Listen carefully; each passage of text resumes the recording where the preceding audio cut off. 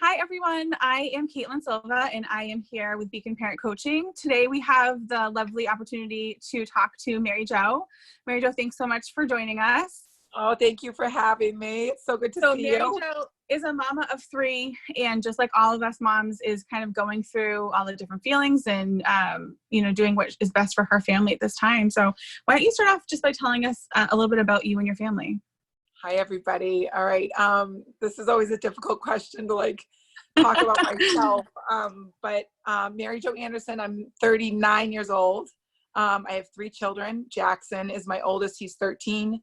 So I have a teenager. I have a 10-year-old Reese, my girl that's in the middle. She's in 4th grade. And I have a toddler at home that's 3 years old, and his name's Bryce.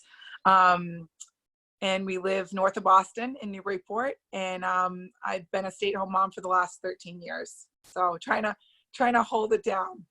Yeah.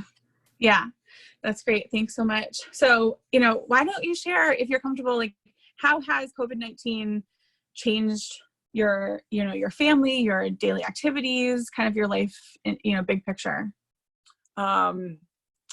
It's changed drastically, which is, I'm sure all of you guys know how that feels, but it feels, I keep having the same conversation with my husband over the last couple of weeks as we're digesting the whole situation. And it feels like, having 3 kids in all different age genres, the 13-year-old and the toddler, I feel like our life has been so fast paced for so many years. And now it's come to this screeching halt. And for the most part, it's been a little traumatic. We're so used to this lifestyle where we go. All the kids play sports. My 2 old ones are in school full time. Both Bryce and I work. So it seems like we've been so fast paced, and now we're at a standstill, which feels very different, different. Yeah. And I think we're just trying to figure out and process all of it, because it's not normal. No, none of this is normal. And I think it happened so quickly that none of us had time to prepare or process or cope. And even, to have that time where we could just kind of grieve what we've lost or process the emotions we're feeling, we don't really have time to do that because we have all of our kids at home, and we're trying to teach them and keep up with the house and keep everyone safe. And there's so many different balls that we're juggling all day long that we don't really have time just to sit. And then by nighttime, I don't know about you, but when my kids are in bed, I'm exhausted. I know. I from 4 o'clock on, I look at the clock probably 500 times. I'm like, I just gotta make it till 8 o'clock. Yeah, the days, I've always felt this since having children. The days are long and the years are short, but I do feel like even more so, wow, these days are really, really long. But there's times where I'm like, man, 2 months, almost 2 months have passed. And it all seems very blurry at this point, but I know. It's a mix of feelings, Yeah, it's hard. I think I've had so many people reach out to me, and they're just feeling overwhelmed and they're feeling stressed out. And, we've talked a lot about, how trauma works. And when something happens so fast that you don't have time to cope or process it, it can result in feeling traumatized. And so I think a lot of people are feeling that right now. Go ahead. Excuse me. Hold on. Which one? Go grab one that you want. Go grab one that you want. No, you can go by yourself. They're right there. Go ahead. Sorry. I knew that was going to happen. No worries. I'm sorry. At any point, 3 children could just be running behind me. So we're all moms. We get it. But I think, there's so much for us to process and so much for us to worry about right now. What are some of the things that you're most stressed about or most worried about? I'm finding that I'm worried about my 2 older ones a little bit more than I am little Bryce, who's 3. Jackson, my older one, is a teenager. He very much is a social teenager. He's very close with his friends. He's on a lot of sports teams. And I just can see it in his eyes and in his heart that he's a little lonely, and he's at such a vulnerable age.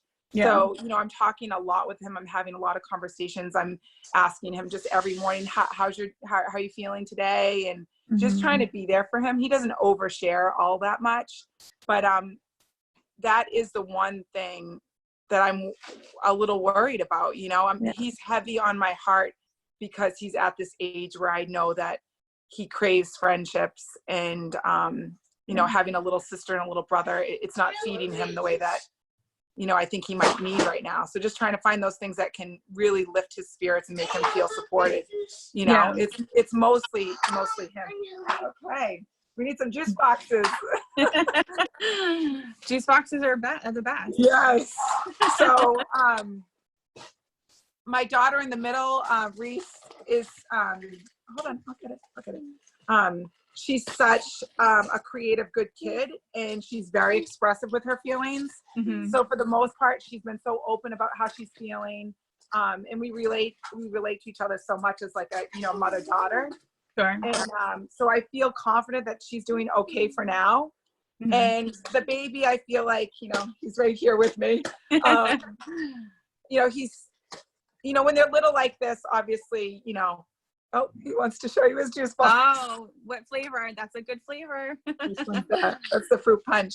You know, I'm not too worried about him right now. Obviously, right. He has a little bit too much screen time, and, you know, but he's, I think he's going to be just fine. And yeah, and I feel like that in some sort of way, he doesn't really know exactly what's going on. So emotionally, I'm not too worried about him. You know, my two older ones have a lot of questions. It looks like they're really trying to process everything that's going on. I think they're missing friendships. I think they're missing their teams, and that, you know, that makes me sad. And I think they're sad about it. So I think that's the number one thing that, you know, not that their hearts won't heal and not that they won't be able to move on from this, but I, you know, just right at the moment, I worry a little bit about their hearts, you know? Mm-hmm. No, I agree. I think, you know, my 3-year-old is so happy that we're all home. She's like, are you going to work tomorrow? I'm like, no. Are you going to work? Like, it's like Groundhog Day. And so she's just happy that we're here. But I do, part of my mom guilt is, you know, that I'm busy during the day sometimes, whether it's helping my 10-year-olds with their schoolwork, or having to be on a Zoom call myself, or a call for my business or for my work. And she's just looking at you like, but you're here. Why can't you play with me? Like, why can't you come, you know, do this with me? And so it's trying to find that balance and feeling badly that she's not feeling like she's getting enough attention, which I think she is, but she's feeling like she's not. And so trying to find that balance, it's like no matter where you are, you're being pulled in another direction. Right. Especially if you have multiple kids, or even if you just have one kid. I think that mom guilt and the feeling of being one person and having to be in so many places, in your kid, in each kid's heart, and in each kid's mind, and in your husband's mind, and your own mind, the feeling of having to be in so many places. And the word balance is something for me that I always am like, does balance even exist? Is that even a thing? Because I never feel balanced. No. And so during a time like this, it's crazy to, not in my mind, it's crazy for me to think that I could feel balanced at all. Maybe moments balance might come and go, but it feels very imbalanced. And the guilt that comes along with that pre-COVID that we already have is probably even magnified at this point, right? Sure. Yeah. And I just feel like, you know, I don't have the answer to figure out how to get rid of that guilt, but you know, take, you know, my whole motto with all of this, and it's just how our family lives. It's like one day at a time. 1 minute at a time, 1 hour at a time, lots of breathing, find your ways of getting through these days, and just, you know that like, we're all okay. We're all going to be okay. Hopefully. I know. But I know it's scary. So I mean, uncertain. Parents were never meant to parent alone. Like there's just scientific research that says like we are not meant to parent in isolation. I come from a big family, you come from a big family, so you know I'm so used to leaning on other people to help me through challenging times, busy times. Like my kids have a village, and right now we're parenting in isolation, and it's so much more stressful than typical. Right. All the other things we're worried about. So I totally agree. B3's calling me again. Oh man, I should have locked him in his room. We're almost done. No, you're good. You're good. Okay. Let's see. So the next thing we were going to just talk about is, because we're doing everything on our own, because we're parenting in isolation, you know, we can't find that balance like you were talking about. And it's really hard to kind of refuel ourselves to be able to pour, like, you know, the saying, we can't pour from an empty cup, but, you know, it's really hard for us to find opportunities to fill up our own cup these days. So, you know, what little tips or advice do you have for moms? Like, what have you found to work to kind of fill up your cup and refuel yourself a little bit with your own self-care? I don't know if we were talking about this before we went live or if it was after, but every day is different for me in my heart and in my mind. And the little things that I feel like are getting me through, and it's not every day, but it's waking up and making like a full breakfast. That's one thing. Or waking up and taking a shower and getting myself ready before I get anybody else ready. Or waking up and deciding today I'm going to do a online fitness class and just get moving. And I think it's very rare for a mom to wake up and think about herself and what she's going to do for her. It's the moment I open my eyes, the last almost 14 years, I wake up and I think of, you know, somebody else, which is, no, there's nothing wrong with that. It just, especially during a time like this, we're waking up and we are we're the 20th thing on the list, right? It's like, we're not thinking about ourselves. We're thinking about how we're going to get through the day, but how are we going to get these little ones through the day in somewhat of a sane way? And so whether it's breakfast, a shower, taking an online fitness class or something like that, I don't do it every day, but those are my 3 go-to things. I'm going to wake up, I'm going to make eggs, and I'm going to make a fruit salad for everybody. And I'm going to just try to start the day off right. Or I'm going to get myself ready and wear normal clothes today. Or like I said, or just get my body moving, and if the sun's shining, wake up and hit the ground and just go outside with the kids, you know, burn an hour or 2 if the weather permits, and just get moving. I mean, those 3 little things, like I said twice already, I don't do them every day, but those are my go-to things in order to get through the time that we're in, I guess, you know? No, that's great. I mean, they're very simplistic things. They're not, you know, I have a daily journal that I use. I don't use it every day, but to get up and journal and to do my devotional, you know, that's something that can change a mindset instantly too. I don't do it every day, but I know that when I do it, it kind of changes the way I'm going to take on the day, you know? Yeah. I try to latch on to like one moment every day. Like there's always at least one moment of joy, right? Where like everyone's getting along, we're not fighting. Like there's, you know, where there's like when we're laughing, or I try to find that one moment. And I think to myself, if they were at school and I was at work, I would be missing this moment. And I try really hard to kind of like hold that moment and say, like, I'm here for a reason. Like I'm here with my family. You know, that doesn't get rid of all the rest of the chaos that happens all day long. But at least it gives me something positive to kind of hold in the forefront of my mind of this moment is a memory that we'll have forever, you know, because of the situation. It's so true. So true. And I have the online Instagram page, the Port to Palm, and I showcase a lot of those little moments that you're speaking of within my family. And those moments that I share, say I'll share like 5 of those moments. If you tally up those 5 moments and the amount of time, that was probably 5 minutes of my day. And those 5 minutes of my day, I'm like, those were good moments. and at the end of the night, I'll watch them back and I'm like, today was a good day. I had 5 good moments. I'm going to try to forget about the, you know, the 300,000 other moments that stressed me out. But, you know, it is those little moments that are the sweetest blessings, the silver lining in all of this, right, Caitlin? Like it feels like, you know, where is the silver lining? What is the meaning of all of this? There's so many people that are coming up with some really great things, but I'm taking such joy, and not such joy because this has been so difficult for me and for everybody else, but in the littlest moments, you know, something that we otherwise would have missed if we were in our everyday lives, you know, for sure. That those little things and that silver lining is what we can find, where we can find the hope. Yeah. Totally. I'm a big believer in hope. Like hope gets you through the toughest situations, you know? Yeah. You know, it's hard to hold on to it. You know, every single day, there's going to be so many ups and downs. And with all of the new information that's coming out, and every day seems like it's so different with where the world's going, or who's suffering, or who's, you know, business is closing. There's so many levels of things that are going to suffer, that are already suffering. And it just feels like, you know, where are we gonna find the hope in all of it? I don't know. You know, it's one of my good friends, actually two of my good friends. One just had a baby and the other one is due this week.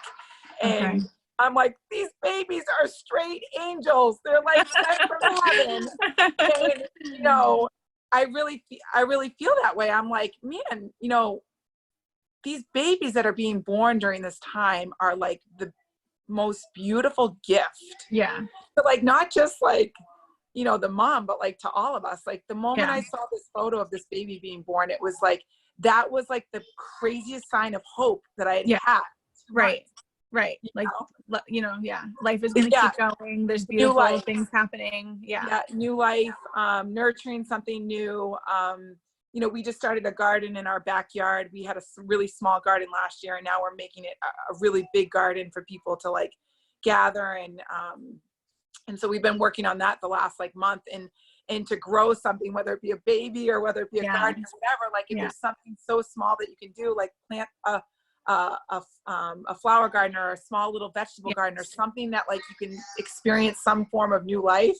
Get a puppy. I don't know. I totally agree with you. I tried to talk my husband into getting baby chicks because I was like, we need something for the kids too, to focus on some positive, like of, you know, movement and life going on, and something of, you know, something good to focus on. Right. And so my husband kind of squashed the baby chickens.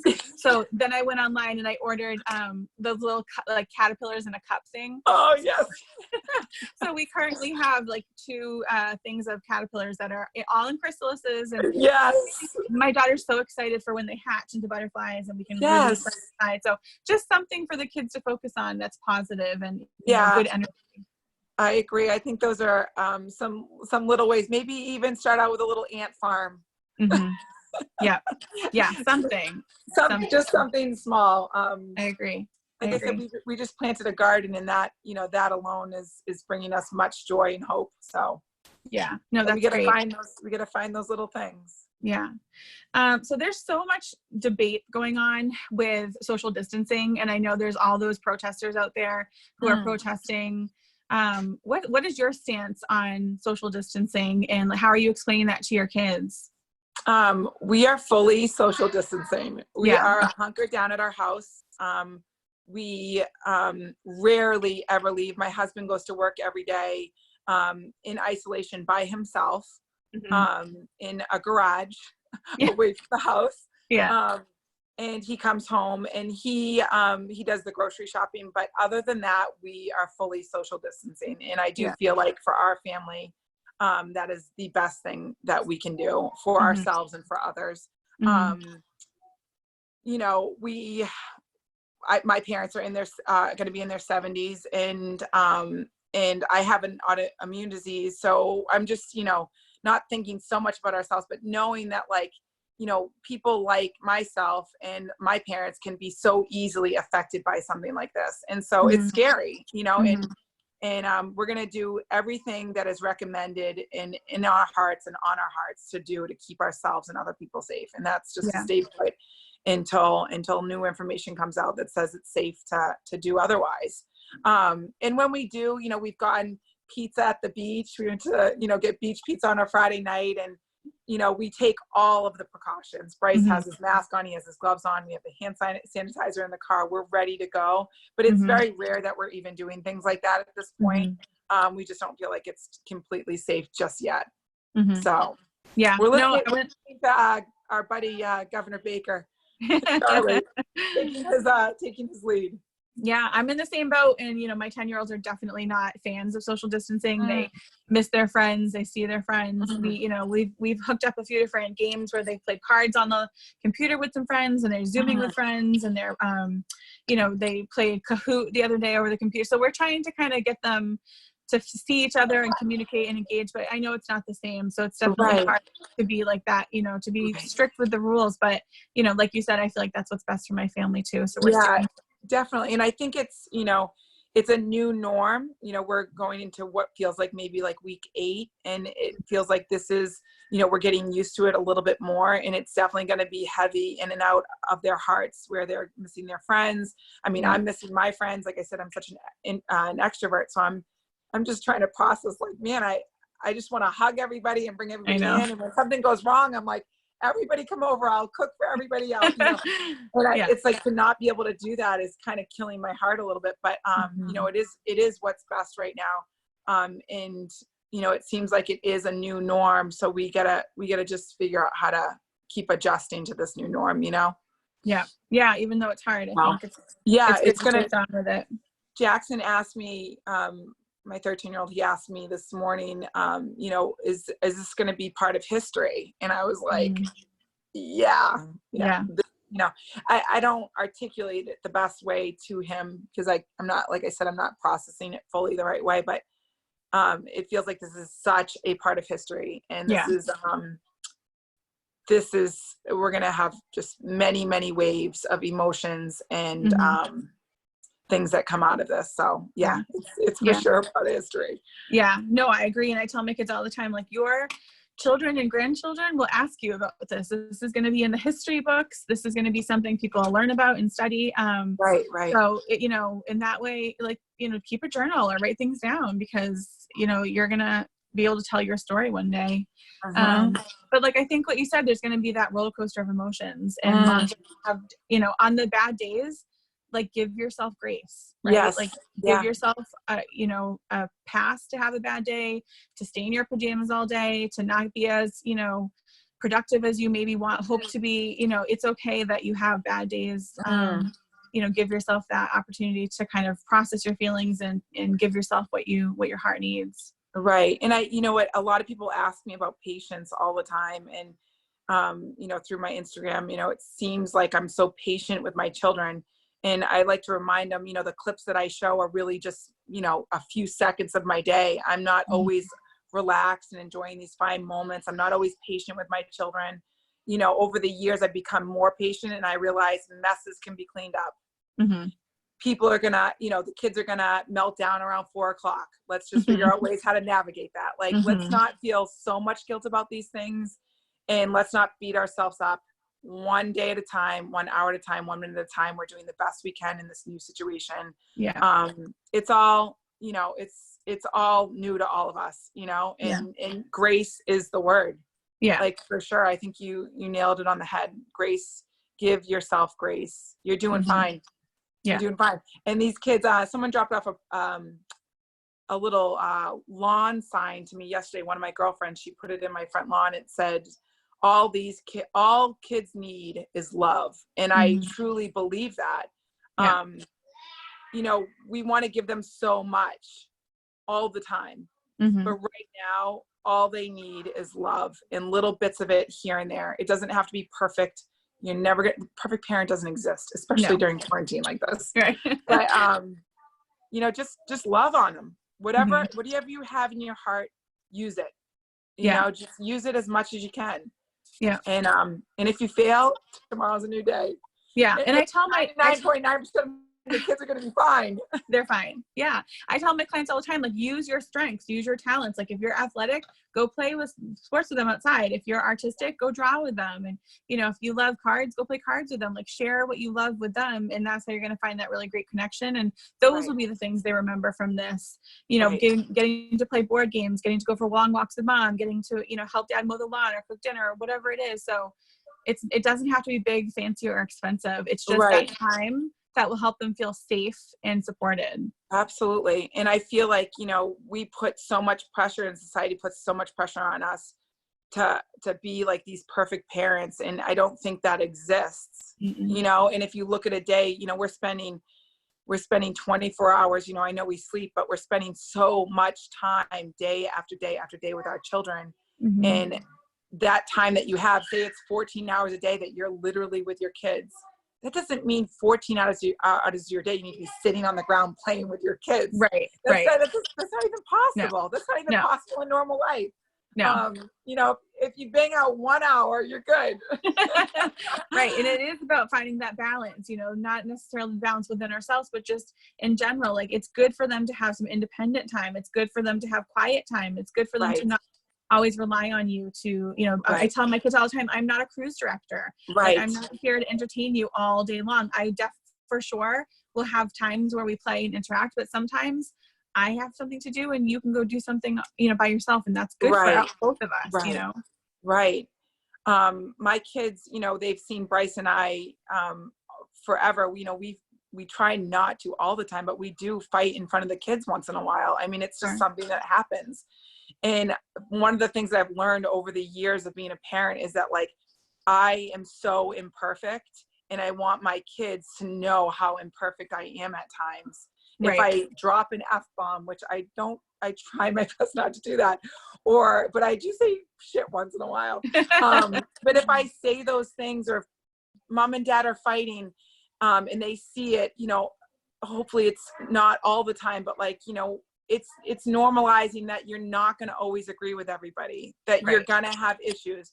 And more than anything, what I love about the reality of showing kids that you're human and that you're imperfect is that they see how you can actually do better and then correct it. So like anytime Bryce and I get into like an argument, like I am very present, like we'll talk about it, we'll hash it out, but we actually talk about it. We come back into the family, talk about it with the kids. Like, mom and dad had a disagreement about this. Yeah. And right now we're working through it and we're moving on and we're actually learned something from it. Like we never shelter them to think that, like, we don't want them to think mom and dad are perfect. And we don't want, it's something, it's like, it's almost like, like it's the reality of life. And I don't want to shelter the kids so much. They think that, that these things aren't normal. And so over the last like 8 weeks, when Bryce and I get into a fight or we're, arguing about something, the kids are very sensitive right now. So they're just like, oh, like, don't fight.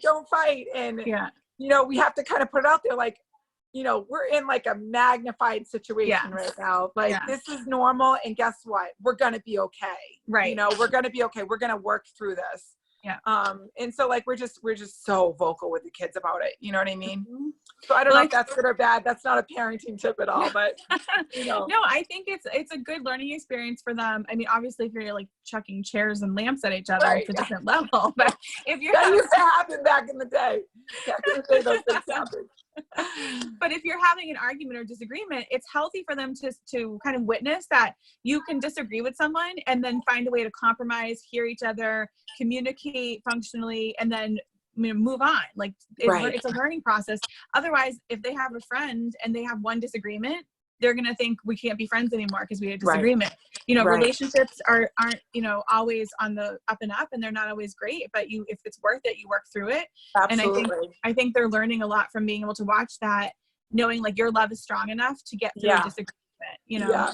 And what's funny too, Caitlin, is sometimes when we argue or whatever, and then sometimes when we make up and we love and we're snuggling and we're kissing and we're dancing in front of them, they don't like that either. They're like, oh, no, we don't like when mom and dad fight, and we don't like when they love each other too much. Oh my gosh. No, they just want you right in the middle, right? Yeah. They want us to be perfect. And it's really, really fun and nice and good and healthy, I think, to show them how imperfect we are. Yeah, totally. So to finish up, I just, like we've talked about before, I mean, for me, hope is so key here. There's so much research out there that just tells us that if we have one thing to look forward to or any sort of hopeful anticipation, it can really help prevent depression and anxiety. It can make a big difference. And so I'd like to end on a note of hope. And what is your hope for when we get out of this? Like, so much is happening, so much is changing, but what if something good comes from this when we get back into life the way we were living before? Like, what's one hope you have for how things might be changed for the better? That's a heavy question, just because I'm hoping that a lot of things change. And I don't think it's going to go back to the way that it was. And I don't necessarily think that that's a bad thing. One thing that sticks out in my heart more than anything, and I mentioned this earlier, that, you know, we're such a fast-paced family, and our kids are in sports, and on the weekends and on Sundays we're at tournaments, and it feels so fast-paced all the time. And I've said to my husband many, many times, like, I can't tell you how many times I've gone through the drive-through at 5 or 6 o'clock at night getting the kids dinner, and I'm having to be in 3 different places, and this has been going on for years. Right. Years. And I don't want to go back to that. And I want the kids to be on sports teams. I want them to go back to school. I want them to have thriving friendships, and but that pace in the evening and on the weekends seems too much. Yeah. And so I'm hopeful, and I want for my family to slow down a little bit, because this has been such an awakening that when we're home and we're eating at 5 o'clock, we haven't had that in years. I'm not even sure we've ever had that. Yeah. And that's something that I told Bryce, like, I want that more than anything. And I don't know how it will change, or if we're going to have to make the decision that the kids aren't in sports at night or on the weekends as much as they were before. But like, I never want to let go of that time that I'm having right now. It's so precious to me. We haven't had it in a long time, if ever. And I don't know if that's being hopeful, but that's something that I want to change for our family, you know, moving into this next era of life, you know? Yeah. No, I think that's amazing. I think family dinners are so beneficial, and there's so much that the kids and family just get from it alone. So I think that's a great hope to have, or a great change that you want to, you know, keep going, even transition back out of this. I'm, you know, hope is such a beautiful word. It's something to hang on really tightly to. And we got to just look with clear eyes what we're letting into our hearts and in our minds in order to see the hope through all these clouds. It's not always going to be easy. You know, put the right things into your heart, the right things into your brain, listen to the right podcasts, talk to the right people, stay connected to your family. Yeah. You know, it's all those things. Because I know that a lot of anxiety and depression, if it wasn't already there, it's going to come, you know, it's going to come with the territory of all this. So we gotta just be diligent with the things that make us feel happy and hopeful. And so if people want to learn more about you or follow you, how can they get to see more of MaryJo? On Port to Palm, the @ Port, the number 2 and Palm, I'm on Instagram. I'm not an influencer, even though I think I'd be categorized as that. I'm really not trying to sell anybody anything. It's just my family and I sharing simple moments of everyday life, trying to get through, especially the last 8 weeks. Yeah. But I just love to connect to people, share local businesses, have good conversations like this. And Instagram's the only place you can find me right now. Okay. Otherwise, I'm locked up in my house. Yeah. So this interview will be posted on Beacon Parent Coaching Facebook and Instagram. It will also be up on my website, which is beaconparentcoaching.com. I think everyone's going to really enjoy it, and they'll be able to empathize with what you're going through, and know that they're not alone in everything that they're dealing with. Not alone. We're all in this together. Caitlin, thank you so much for having me. Thanks for coming. Thanks for taking the time. I know you have so much on your plate. I feel like, you know, for those of you who might be new to both of us, or we went to high school together. So, so we've known each other for a really, really long time. And it's so good to see your face and hear your voice and hear about your sweet family too. Thank you. You too. Thanks for sharing all these great tips with us and about your family. All right. Have a great rest of your day. You too. I'll talk to you later. Bye.